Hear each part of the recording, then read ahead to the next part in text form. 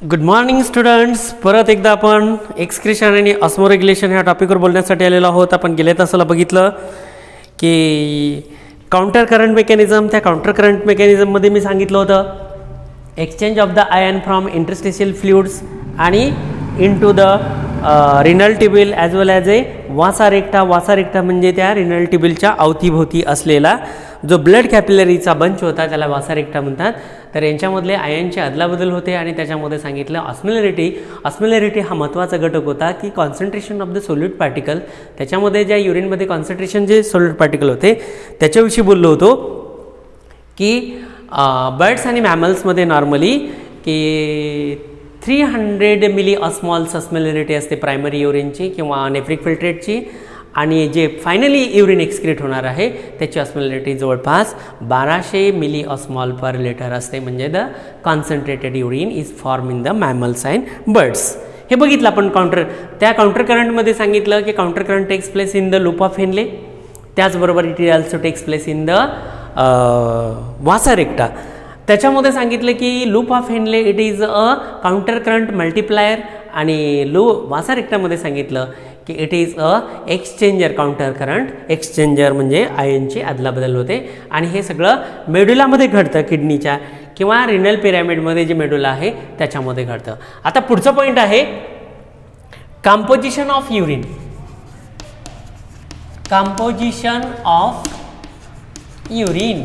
आता युरिनमध्ये कंपोजिशन बघत असताना युरिनमध्ये कुठले कुठले घटक आहेत ते बघण्यासाठी आपण कंपोजिशन ऑफ युरिन. आता कंपोजिशन ऑफ युरिन बघत असताना सुरुवातीला त्याच्या काही प्रॉपर्टी आहेत युरिनच्या. काय प्रॉपर्टी आहेत तर पहिल्या प्रॉपर्टी आहे त्याच्यामधले colour of the urine. Colour, first property is the colour of urine. युरिनचा कलर कसला आपल्याला सगळ्याला माहीत आहे की it is a yellow colour. आता येलो कलर असताना मी काय म्हणतो इथं it is a pale yellow colour. Pale yellow colour. आता हा जो पेल येलो कलर आहे, this pale yellow colour is due to the presence of, is due to the presence of. हे कशामुळे आलेलं आहे? It is due to the presence of urochrome. Urochrome pigment. हा urochrome pigment पासून आणलेला आहे. मी काय सांगतोय composition of urine. Composition of urine का मतलब होता है युरिनमध्ये काय काय घटक आहेत किंवा युरिन कशापासून बनलेलं आहे त्याच्या अगोदर ह्या युरिनच्या काय प्रॉपर्टी आहेत त्या प्रॉपर्टी मी थोडक्यात सांगतोय. तुम्हाला नीटला वगैरे विचारतात की युरिनचा कलर पेल येलो आहे, डल येलो आहे, फिक्का येलो आहे, एकदम पिवळा धमक हळदीसारखा नाही. तर पेल येलो म्हणजे काय, डल येलो, थोडासा फेंट येलो आहे.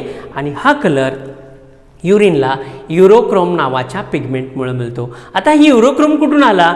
It is a obtained from the degradation of किंवा ब्रेकडाऊन ऑफ कशापासून सांगा? Breakdown of haemoglobin. हिमोग्लोबिनचं ब्रेकडाऊन होत असताना हा कलर युरोक्रोम पिगमेंट तयार होतो आणि युरोक्रोम पिगमेंटमुळं युरिनला कलर कसला आलेला आहे? Pale yellow in colour. त्याचबरोबर अजून कशामुळे आलेला आहे? युरोइरिथ्रिन.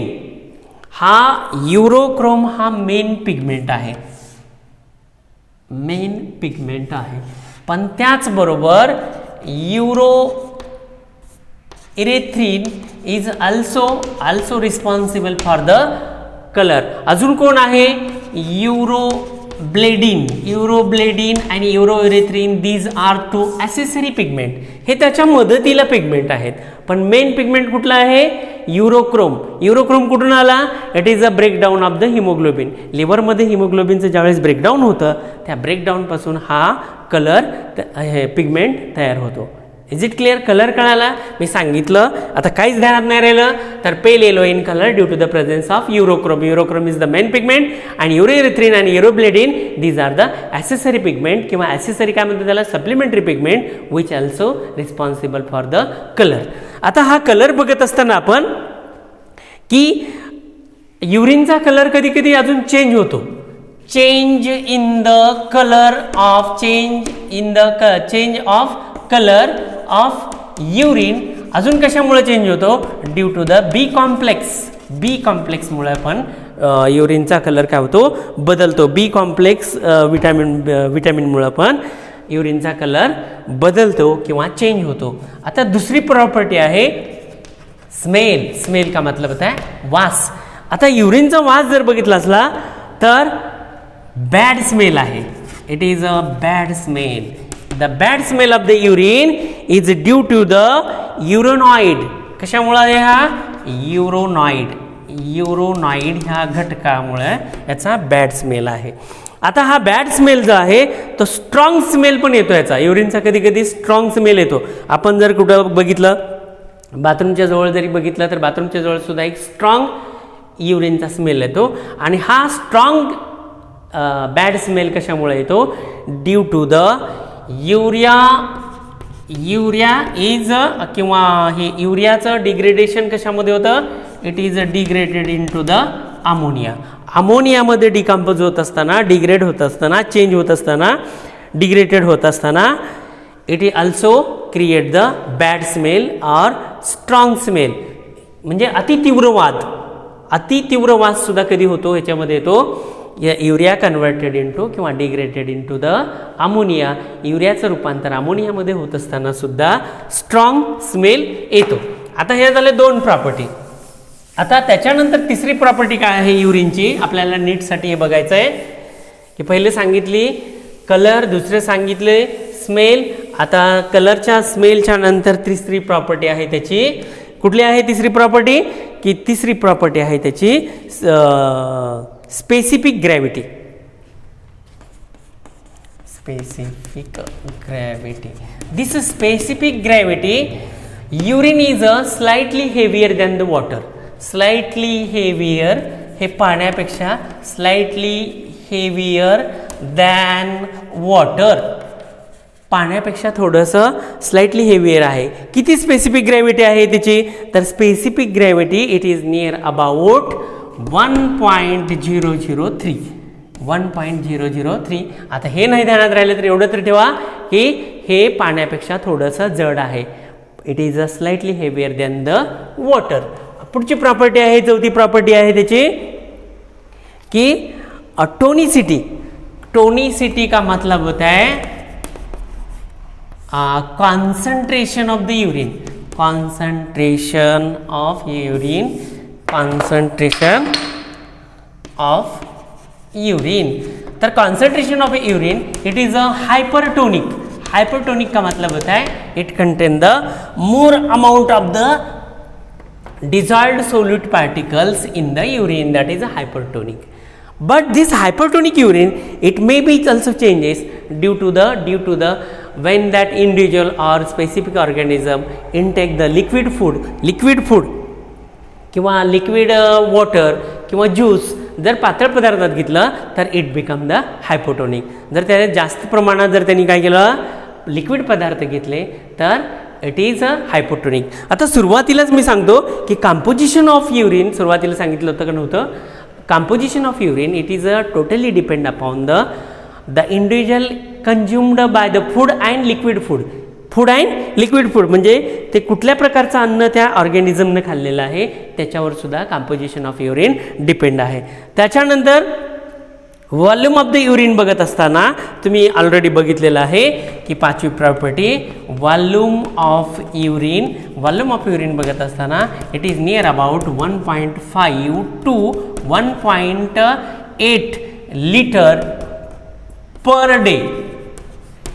and this volume may be also changes individual to individuals. म्हणजे किती एका दिवसाला 1.5 लिटर ते 1.8 लिटर एका दिवसाला युरिन एक्सक्रीट होतं. Okay, is it clear? आता कंपोजिशन बघत असताना हे झालं प्रॉपर्टी. कंपोजिशन बघत असताना की specificity, tonicity, volume of the हे बघत असताना आता ह्याच्यामध्ये नेमके घटक कुठले कुठले आहेत ते बघूया आपण. कंपोजिशनमध्ये बघत असताना पहिला घटक घेऊ आपण water. The water is near about 90 to 96% water is present in the urine. 90 ते 96% किंवा आपण ह्या 90च्या ठिकाणी आणखी वाढू शकतो 95 ते 96% याच्यामध्ये पाणी आहे. दुसरा घटक कुठला आहे? 2% urea is a metabolic waste 2 किंवा 2.5%. Urea is a metabolic main waste. Main waste हा मेन एक्सक्रेटरी प्रोडक्ट आहे, तो 2 किंवा 2.5 इतका असू शकतो. अँड 2 to 3% तिसरा घटक आहे 2 to 3% other gradients, other components, दुसरे घटक जसं की त्या दुसऱ्या घटकामध्ये काय येणार आहेत की याच्यामध्ये पोटॅशियम आयन येणार आहे. अदर कंपोनंटमध्ये काय येईल? Potassium ion. त्याच्यानंतर अजून कोण येईल? हिप्युरिक ॲसिड. त्याच्यानंतर अजून कोण येईल? Creatinine, hippuric acid and creatinine. These are the zero threshold substances, and these are not absorbed or reabsorbed in the renal tubule, so they are excreted in the urine. These main other component is also present. त्याच्यानंतर अजून कोण असेल? Phosphate असेल. अदरमध्ये कोण असेल? Phosphate आणि oxalate आणि phosphate हे सगळे घटक या अदर कॉम्पोनंट्समध्ये असतील. म्हणजे कंपोजिशन ऑफ युरिन याच्यामध्ये रिकॅप करतो. 95 ते 96% पाणी आहे, 2% युरिया आहे, हा मेन मेटाबॉलिक वेस्ट प्रोडक्ट आहे. त्याचबरोबर 2 ते 3% अदर कॉम्पोनंट आहेत. त्या अदर कॉम्पोनंटमध्ये मेन हे जे टॉक्झिक पदार्थ आहेत हिप्युरिक ॲसिड आणि क्रेटिनाइन असणार आहेत, आणि त्याच्या सोबतीला फॉस्फेट, ऑक्झॅलेट आणि पोटॅशियम आयन हे पण त्याच्यामध्ये असतील. आणि जर याच्यामध्ये अजून काय बघायचं असेल तर याच्यामध्ये फक्त पाण्याचं प्रमाण कमी जास्त असू शकतं. Mainly urine is a hypertonic, but it become a hypotonic. कशावर डिपेंड आहे? It is depend also upon the antidiuretic hormone जे आहे, त्याचबरोबर रेनिन आणि angiotensin system. Renin, angiotensin RAAS आणि aldosterone. Renin, angiotensin, aldosterone system ही जी सिस्टीम आहे ती सुद्धा कॉन्सन्ट्रेशन ऑफ द युरिनला काय करते? मदत करते किंवा ह्या मेकॅनिझममध्ये मदत करते. कंपोजिशन ऑफ युरिन कळालं. आता त्याच्यानंतर पुढचा पॉईंट आहे आपला role of other organs in the excretion. पुढचा मुद्दा कुठला आहे? रोल ऑफ अदर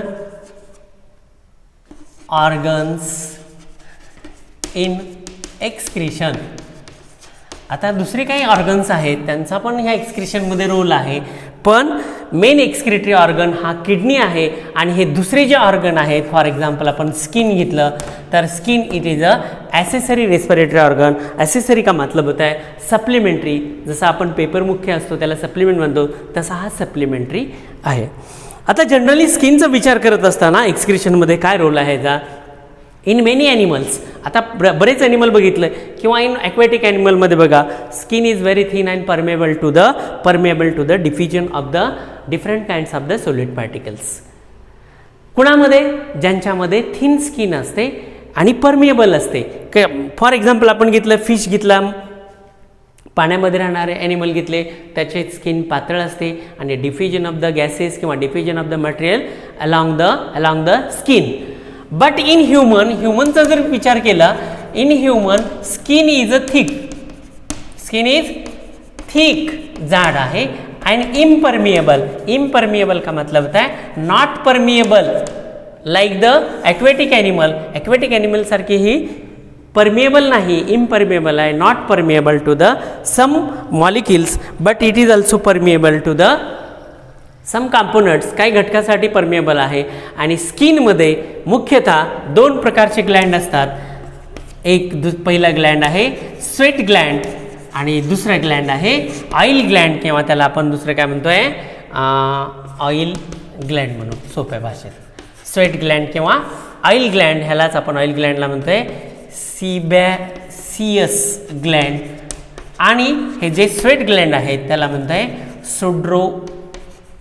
सोड्रोफेरस ग्लँड आणि ऑइल ग्लँड. हे 2 ग्लँड महत्त्वाचे ग्लँड असतात.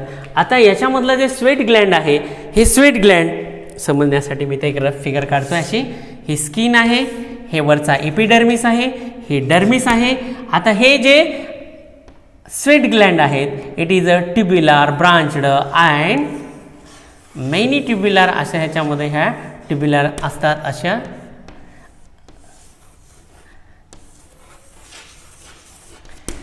दिस इज अ स्वेट ग्लँड. आता हे स्वेट ग्लँडमध्ये काय असतं, it is a tubular branched किंवा हे ट्युब्युल्स आहेत, ब्रांच्ड आहे. आणि त्याचबरोबर त्याच्यामध्ये काय आहे की अशा गोल गोल जे झालेल्या आहे ती डर्मिसमध्ये भाग बसलेला आहे. आणि हा डर्मिसमध्ये जो भाग बसलेला आहे तो काय unbranched coiled tubular gland tubular आहे. आणि ओपन आउट, हे ओपन होतं इथं स्वीट पोअर मार्फत, स्वीट पोअर मार्फत. अँड दिस स्वीट पोअर मार्फत होत असताना this sweat gland it excrete the some amount of the, काय एक्सक्रीट करतं, it some amount of the water, sodium chloride आणि अल्सो युरिया. 3 घटकाला हे एक्सक्रीट करतं.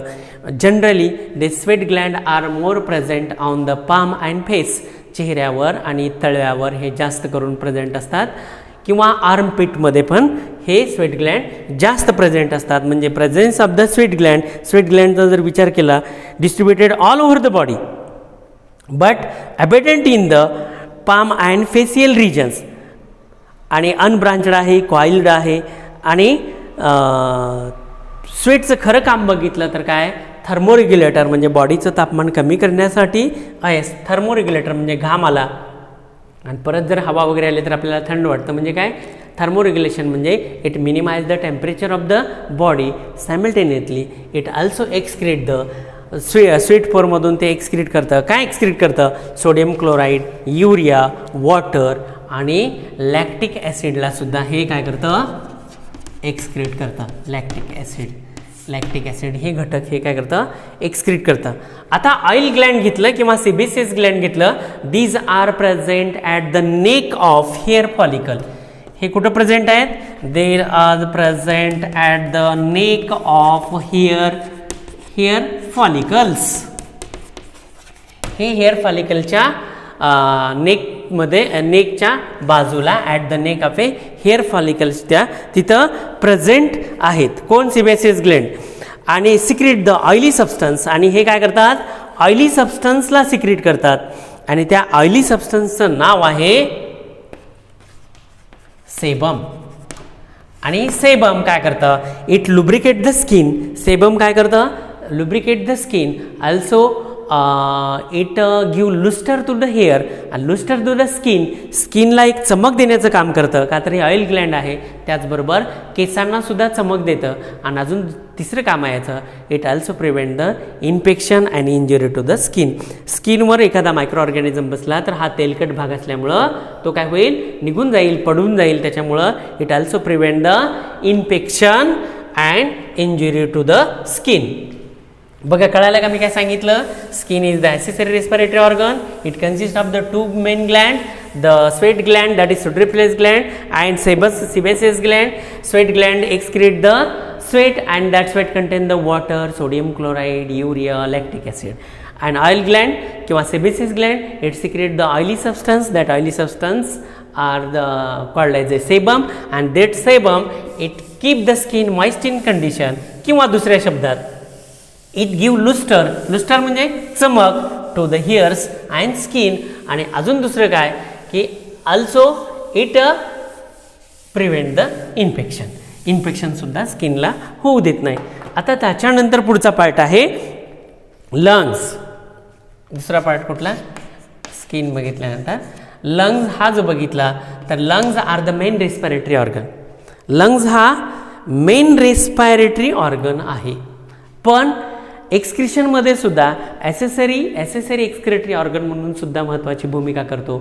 आता ह्या लंग्समध्ये काय accessory, it excrete the volatile substances like carbon dioxide and also it excrete the water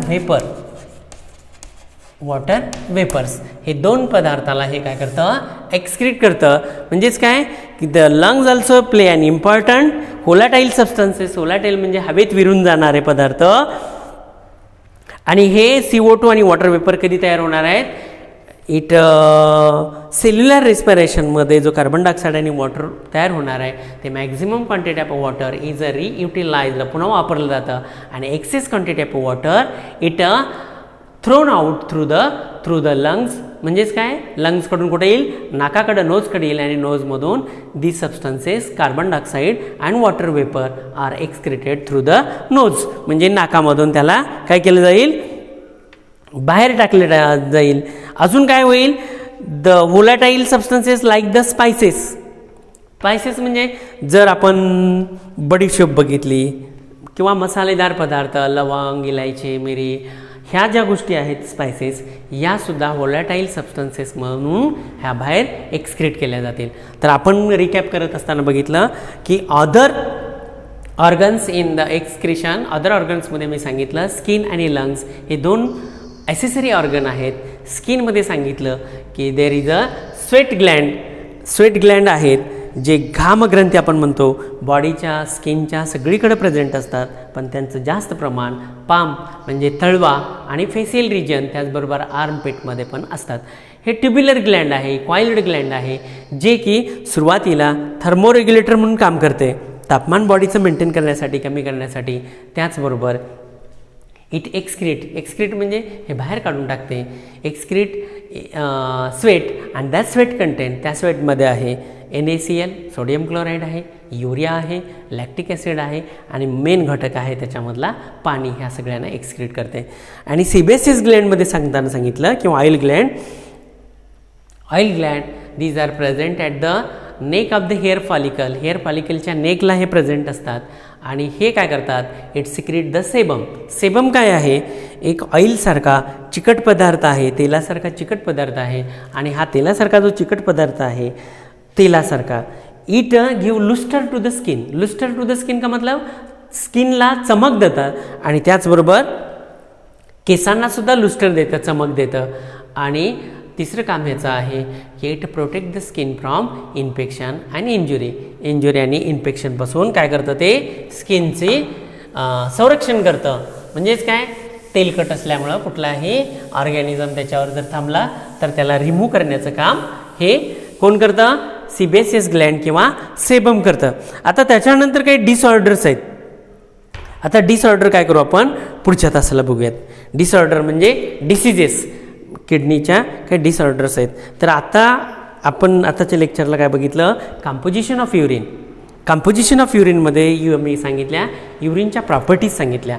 पहिली प्रॉपर्टी सांगितली कलर, त्याचा कलर सांगितलं, थोडक्यात सांगतो, रिकॅप करतो. पेल येलो कलर आहे, फेंट येलो कलर आहे, फिक्का पिवळा कलर आहे. आणि हा फिक्का कलर जो आहे तो युरोक्रोम नावाच्या पिगमेंटमुळे आला आहे. आता ही युरोक्रोम कुठून आला, तर urochrome is produced due to the breakdown of the haemoglobin. त्याचबरोबर त्याच्या सोबतीला अजून दुसरे दोन पिगमेंट आहेत, ॲसेसरी पिगमेंट म्हणतात त्याला, इरिथ्रिन आणि युरोब्लेडिन. नीटला विचारतात ॲसेसरी पिगमेंट. युरोब्लेडिन आणि uroerythrin these are accessory pigment किंवा रिस्पॉन्सिबल फॉर द कलर.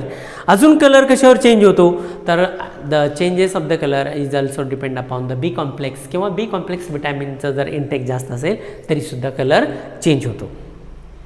त्याच्यानंतर सांगितलं स्मेल युरिनचा बॅड स्मेल आहे. कशामुळं आहे, युरोनोडमुळं त्याचा स्मेल बॅड आहे. आणि स्ट्रॉंग बॅड पण होतो, कधी, युरियाचं डिग्रेडेशन अमोनियामध्ये होत असताना स्ट्रॉंग स्मेल येतो. त्याच्यानंतर सांगितलं त्याची स्पेसिफिक ग्रॅव्हिटीमध्ये सांगितले 1.003, म्हणजेच काय, it is slightly heavier than the water, पाण्यापेक्षा थोडासा हा जड आहे. त्याच्यानंतर सांगितले टोनोसिटी म्हणजे कॉन्सन्ट्रेशन ऑफ द युरिन. ह्या कॉन्सन्ट्रेशन ऑफ द युरिनमध्ये सांगितलं नॉर्मली युरिन इज कॉन्सन्ट्रेटेड किंवा hypertonic, but it can be changes the individual Wien intake the more amount of the liquid food किंवा वॉटर. जर त्यांनी लिक्विड गेलं तर इट बिकम द हायपोटोनिक म्हणजे लेस concentrated होईल. त्याच्यानंतर सांगितलं कंपोजिशनमध्ये सांगितलं 95 ते 96% याच्यामध्ये पाणी आहे, 2 ते 3%, 2.5%, 2 ते 2.5% युरिया आहे. युरिया हा मेन एक्सक्रेटरी मेटाबॉलिक वेस्ट आहे. त्याच्यानंतर अदर कंपोनंट सांगितले. त्या अदर कंपोनंटमध्ये सांगितलं हिप्युरिक ॲसिड, क्रिएटिनाइन, फॉस्फेट, ऑक्झॅलेट हे घटक अदर कंपोनंट्समध्ये येतात जे युरिनमध्ये आहेत. त्याच्यानंतर सांगितलं दुसरा ऑर्गन सांगितलं की लंग्स तसं बघितलं तर हा मेन रेस्पिरेटरी ऑर्गन आहे, पण हा एक्सक्रिशनमध्ये पण मदत करतो. काय व्होलॅटाईल सबस्टन्सेस म्हणजे हवेत विरून जाणारे पदार्थ ह्याला एक्सक्रीट करतो. सेल्युलर रेस्पिरेशन होत असताना जो कार्बन डायऑक्साईड आणि जे वॉटर एक्सेस वॉटर झालेलं आहे ते वॉटर व्हेपरच्या स्वरूपामध्ये आणि कार्बन डायऑक्साईड हा दोन्ही पण लंग्सच्या मार्फत शरीराच्या बाहेर टाकला जातो. म्हणजेच काय, it excrete the volatile substances. Volatile कसं मतलब होत आहे हवेत विरून जाणार आहे. त्याचबरोबर also it excrete the volatile material like the स्पायसेसचा जो वास येतो ते सुद्धा त्याच्यामधून एक्सक्रीट केला जातो. Is it clear? तर हे आतापर्यंत बघितलं आपण ॲसेसरी रेस्पिरेटरी ऑर्गन किंवा सप्लिमेंटरी रेस्पिरेटरी ऑर्गन किंवा other than the kidney is a main excretory organ, पण other than kidney the supplementary organ accessory organs are the skin and lungs is also play important role in the excretion. आता ह्याच्यामध्ये काय राहिलं आहे, disorder राहिलेलं. Disorder आपण पुढच्या लेक्चरला बघूयात. ओके.